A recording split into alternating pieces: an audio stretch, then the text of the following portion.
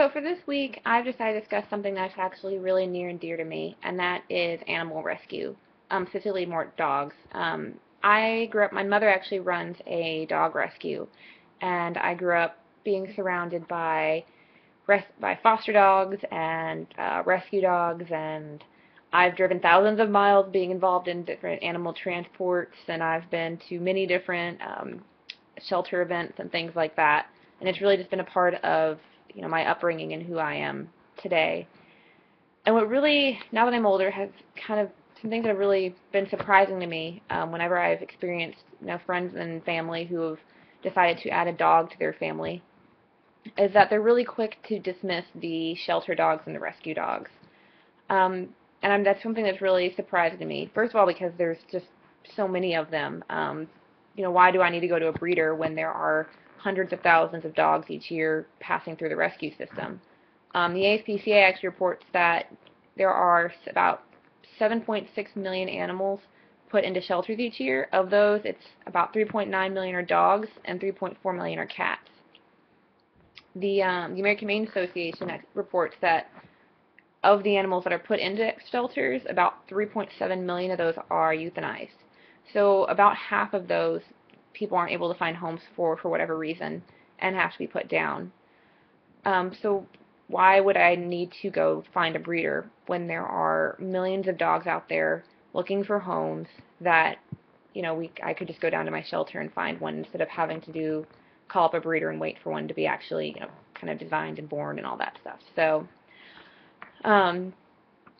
what I have experienced with a lot of people is that they want purebred, which, I mean, I can understand the draw to that. That's, everyone has their kind of dream dog they want. I personally even have one.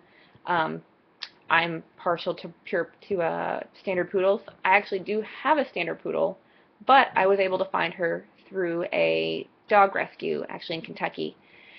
So that just kind of goes to show, even if you want that purebred, you can find it in a dog rescue. Just this morning, actually, I was talking to my mother, and she's working with a purebred bloodhound, transporting it up to Chicago. So you can pretty much find any kind of animal you want. You just have to take the time, do a little research, and even call up your rescues, because they can contact anyone else and really put that eye out if there is a specific dog that you really want.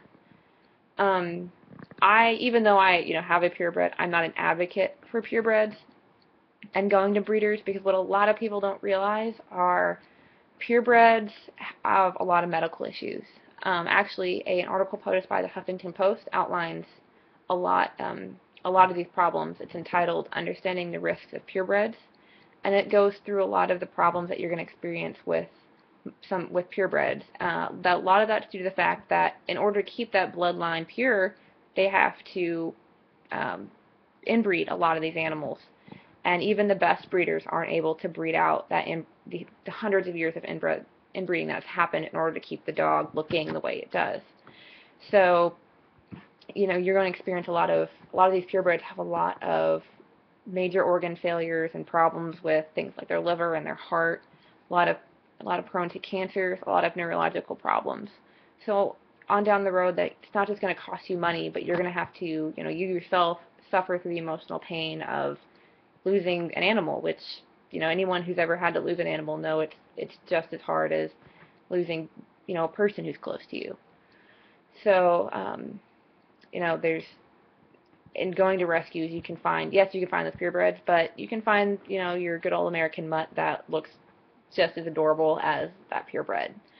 So another thing that people don't realize about shelters are the benefits that shelters give to people who rescue.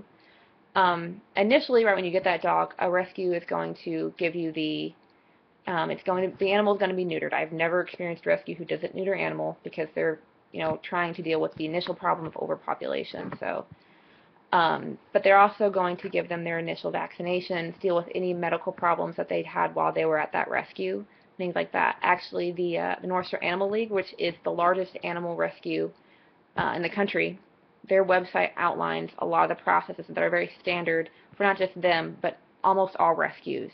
And that is the neutering and the shots and basic medical care while they have them.